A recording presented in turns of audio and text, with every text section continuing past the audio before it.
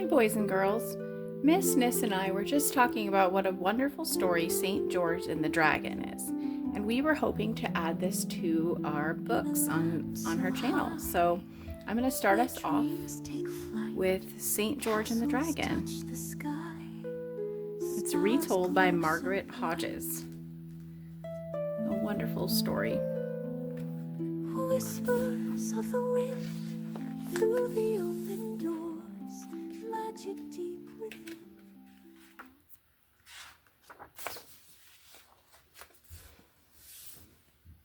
In the days when monsters and giants and fairy folk lived in England, a noble knight was riding across a plain.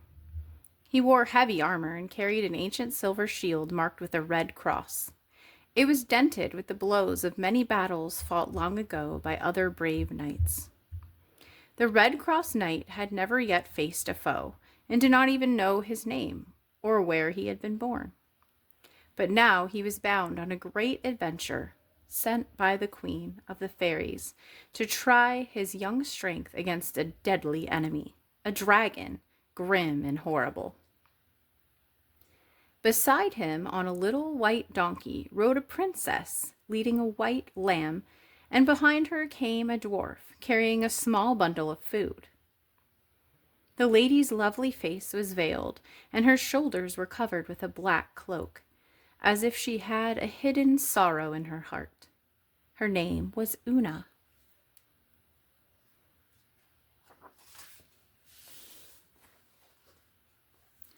The dreadful dragon was the cause of her sorrow. He was laying waste to her land, so that many frightened people had left their homes and run away. Others had shut themselves inside the walls of a castle with Una's father and mother, the king and queen of the country. But Una had set out alone from the safety of the castle walls to look for a champion who would face the terrible dragon. She had traveled a long, long way before she found the Red Cross Knight. Like a sailor long at sea under stormy winds and fierce sun, who begins to whistle merrily when he sees land. So Una was thankful. Now the travelers rode together through wild woods and wilderness, perils and dangers, toward Una's kingdom. The path they had to follow was straight and narrow, but not easy to see. Sometimes the Red Cross Knight rode too far ahead of Una and lost his way. Then she had to find him and guide him back to the path. So they journeyed on. With Una by his side, fair and faithful, no monster or giant could stand before the knight's bright sword.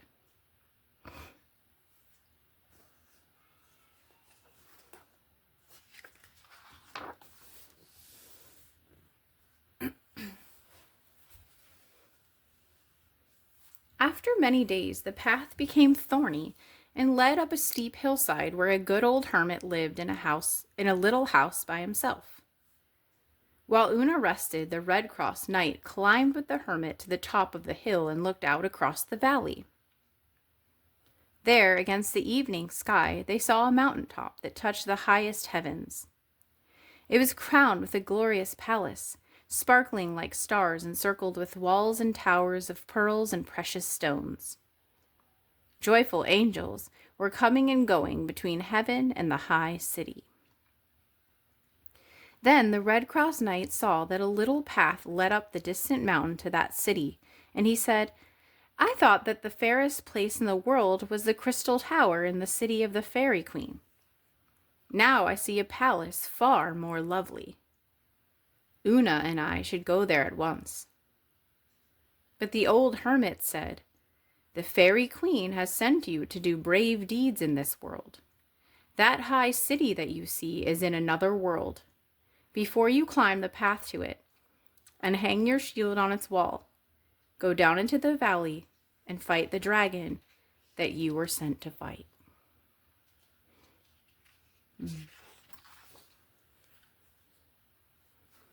It is time for me to tell you that you were not born of fairy folk, but of English earth.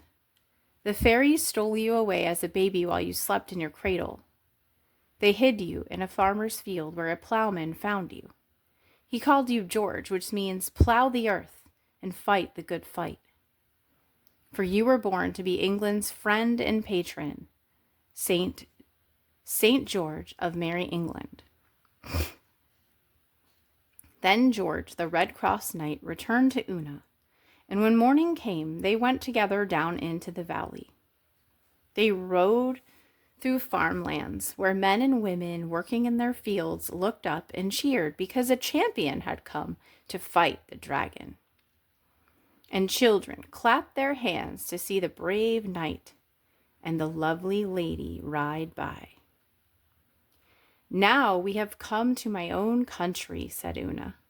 Be on your guard. See, there is the city and the great brass tower that my parents built, strong enough to stand against the brassy scaled dragon.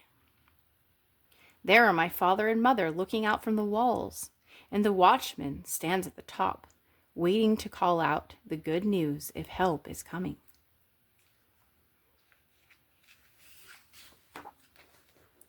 Ooh. Then they heard a most hideous roaring that filled the air with terror and seemed to shake the ground. The dreadful dragon lay stretched on the sunny side of a great hill, like a great hill himself, and when he saw the knight's armor glistening in the sunlight, he came eagerly to do battle. The knight bade his lady stand apart out of danger to watch the fight, while the beast drew near, half flying, half running. His great size made a wide shadow under his huge body, as a mountain casts a shadow on a valley. He reared high, monstrous, horrible, and vast, armed all over with scales of brass fitted so closely that no sword or spear could pierce them. They clashed with every movement. The dragon's wings stretched out like two sails when the wind fills them. The clouds fled before him, his huge long tail speckled red and black, wound in 100 folds over his scaly back, and swept the land behind him for almost half a mile. In his tail's end, 2 sharp stings were fixed, but sharper still were his cruel claws. Whatever he touched or drew within those claws was in deadly danger. His head was more hideous than tongue can tell, for his deep jaws gaped wide, showing 3 rows of iron teeth, ready to devour his prey.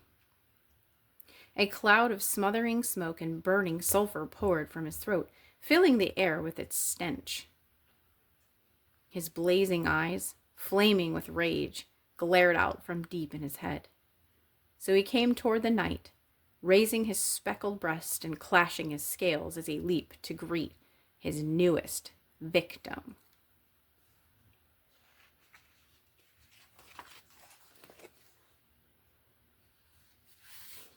The knight on horseback fiercely rode at the dragon with all of his might and crouched his spear. But as they passed, the pointed steel glanced off the dragon's hard hide.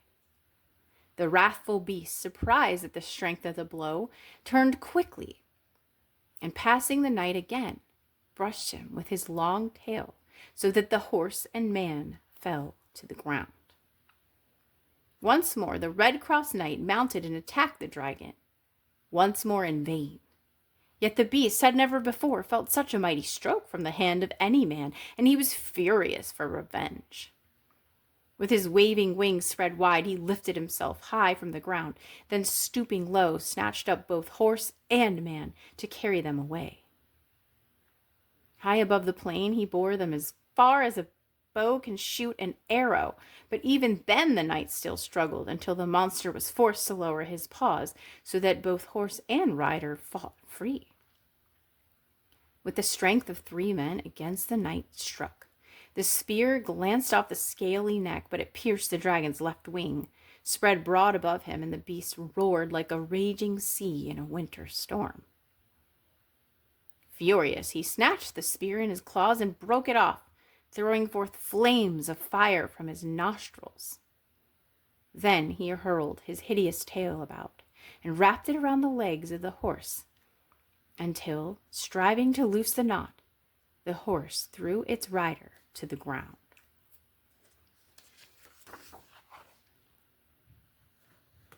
Quickly the knight rose. He drew his sharp sword and struck the dragon's head so fiercely that it seemed nothing could withstand the blow. The dragon's crest was too hard to take a cut, but he wanted no more such blows. He tried to fly away and could not because of his wounded wing. Loudly he bellowed like he was never heard before, and from his body, like a wide devouring oven, sent a flame of fire that scorched the knight's face and heated his armor red hot. Faint, weary, sore, burning with heat and wounds, the knight fell to the ground, ready to die, and the dragon clapped his iron wings in victory while the lady, watching from afar, fell to her knees. She thought that her champion had lost the battle. But it happened that where the knight fell, an ancient spring of silvery water bubbled from the ground. In that cool water the knight lay resting until sun rose. Then he too rose to do battle again, and when the dragon saw him, he could hardly believe his eyes. Could this be the same knight, he wondered, or another who had come to take his place? The knight brandished his bright blade, and it seemed sharper than ever, and his hands even stronger. He smote the crested head with a blow so mighty that the dragon reared up like 100 raging lions. His long, stinging tail threw down high trees and tore rocks to pieces. Lashing forward, it pierced the knight's shield, and its point struck fast in his shoulder. He tried to free himself from the barbed sting, but when he saw that his struggles were in vain, he raised his fighting sword and struck a blow that cut off the end of the dragon's tail. Heart cannot think what outrage and what cries. With black smoke and flashing fire, the beast threw forth, turning the whole world to darkness. Gathering himself up, wild for revenge, he fiercely fell upon the sun-bright shield and gripped it fast with his paws. 3 times the knight tried and failed to pull the shield free. Then, laying about him with his trusty sword, he struck so many blows that fire flew from the dragon's coat like sparks from an anvil, and the beast raised one paw to defend himself. Striking with might and main, the knight severed the other paw, which still clung to the shield.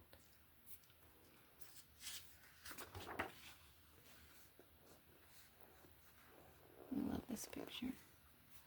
Now from the furnace inside himself, the dragon threw huge flames that covered all the heavens with smoke and brimstone, so that the knight was forced to retreat to save his body from the scorching fire.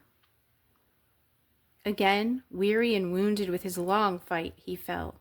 With gentle Una saw him lying motionless. She trembled with fear and prayed for his safety. But he had fallen beneath a fair apple tree, its spreading branches covered with red fruit, and from that tree dropped a healing dew that the deadly dragon did not dare to come near. Once more the daylight faded and night spread over the earth. Under the apple tree the knight slept.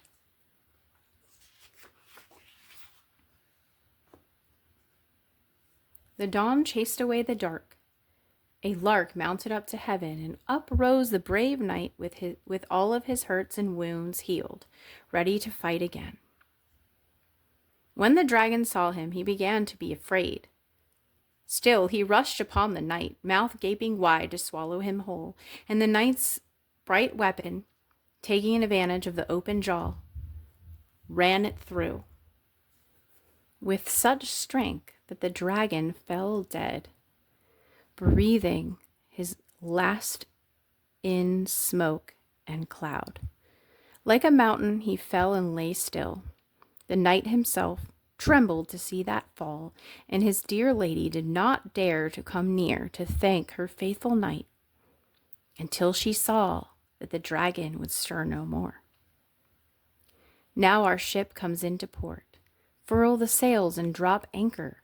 Safe from storm, Una is at her journey's end.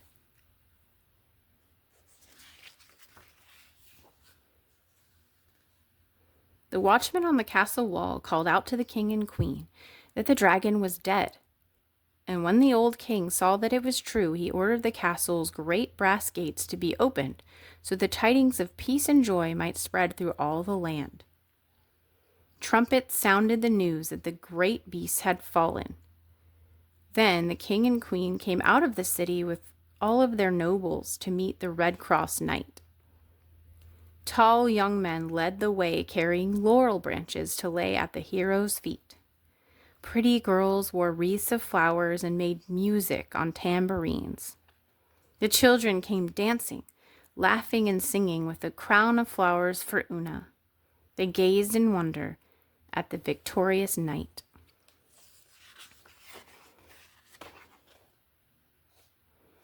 But when the people saw where the dead dragon lay, they dared not come near to touch him. Some ran away, some pretended not to be afraid. One said the dragon might still be alive. One said he saw fire in the eyes, and another said the eyes were moving. When a foolish child ran forward to touch the dragon's claws, his mother scolded him. "How can I tell?" she said. "The claws might scratch my son or tear his tender hand." At last, some of the bolder men began to measure the dragon to prove how many acres his body covered. The old king embraced and kissed his daughter. He gave gifts of gold and ivory and 1,000 thanks to the dragon slayer. But the knight told the king never to forget the poor people and gave the rich gifts to them. Then back to the palace all the people went, still singing, to feast and hear the story of the knight's adventures with Una.